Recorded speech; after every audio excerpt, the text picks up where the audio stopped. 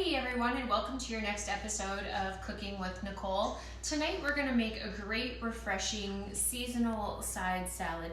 My husband's got some ribs smoking on the smoker right now, and I thought what a perfect way to complement these amazing ribs, but with a great summer salad. So we're going to make an asparagus, tomato, and feta cheese salad topped with a balsamic vinaigrette. So what I have for ingredients is 2 pounds of asparagus that I have cut the bottoms off of and then cut it into 2-inch pieces. Then what I did was boil it in some hot water for about 4 to 5 minutes. You don't want to boil it long, just 4 to 5 minutes until it is like a crisp but yet cooked through texture, al dente if you will, to the teeth. Then immediately after we drained the asparagus, I dumped it into a bowl of ice water to stop the cooking process and to also keep the color nice and bright, because sometimes what happens is when you overcook vegetables, they suck up some of the water, they get mushy, they don't taste really good, and the color leaches out of them. And it's amazing how much color leaches out, because when I dumped the asparagus or drained it, the water had a nice green hue already, and so you don't want to overcook your asparagus. So that process has already been done. I have 6 tablespoons of balsamic vinegar, which we are going to reduce down on the stovetop here in a few seconds. A little tub of the cherry tomatoes, 10 ounces of the little cherry tomatoes, just halved.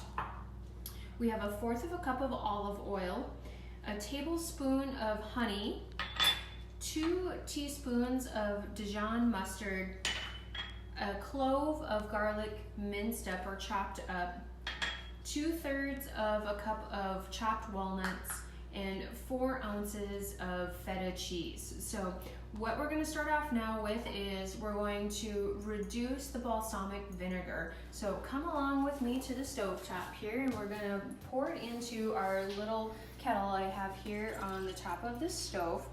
And we're going to turn on the stove on medium heat. You don't want to get too hot too fast, because you don't want it to boil overall. This reduction is going to take approximately 3 minutes. And so why am I reducing the vinegar? Well, we want to make it into more of a thick syrup versus such a liquid. You can buy a reduced balsamic in the grocery store. It's usually labeled as a balsamic glaze. In the attempt of keeping the carb factor down, I am creating my own balsamic glaze by reducing the vinegar on the stove top here. So it saves us some carbs, but yet we're going to have that nice and thickened balsamic.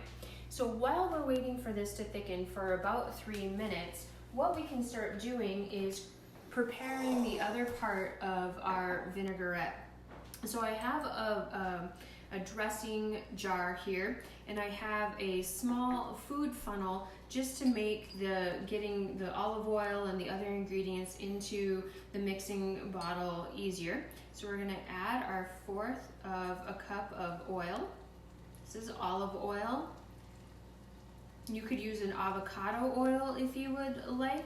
Avoid using anything like a vegetable oil. You don't want to do a canola oil. You don't want to do a sunflower oil. As you can see here, sorry to pull you back over here. As you can see here, it's coming to a boil, and I'm just going to turn down the heat a little bit. And this is going to continue to thicken and caramelize a little bit. So we're about 1.5 minutes into this process. I'm going to watch this closely because I don't want it to get too boiled. And I'm going to continue to turn this down here. And it has reduced by almost half, and that is our goal, is to reduce it by half as it is thickening up here. And once this is done, we'll add it back to our container. As you can see, my measuring cup has nice pourable spouts. That makes it easier to transfer from the stovetop to the countertop without spilling it on ourselves and making a big mess here. So I'm going to turn this off because it's been about 3 minutes, and we're going to pour this back into the jar. And oh my gosh, it has reduced down to almost a half. It was up here earlier when I first poured it in, and it's now down to about the 3. So it has done a nice job of reducing. Now we're going to add this to our vinaigrette jar.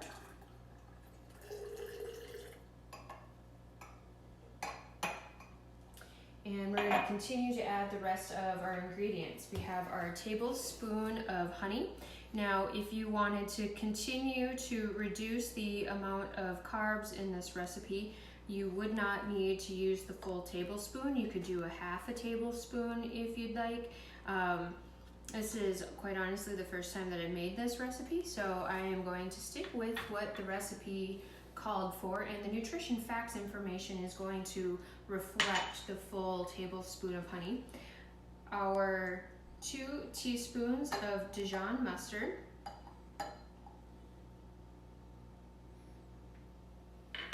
and then our clove of chopped garlic.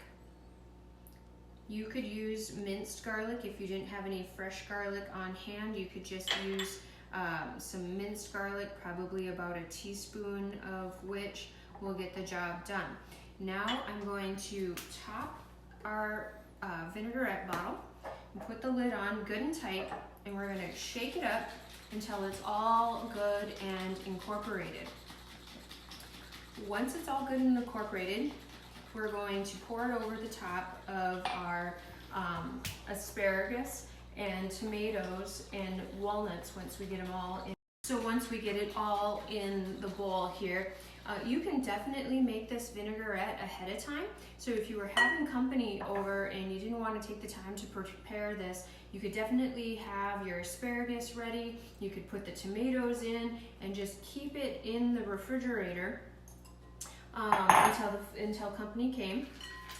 And you're just going to want to toss this all together and then add your prepared vinaigrette to the top of it. I got some escapees here. And now we're going to pour our vinaigrette over the top. It smells incredible.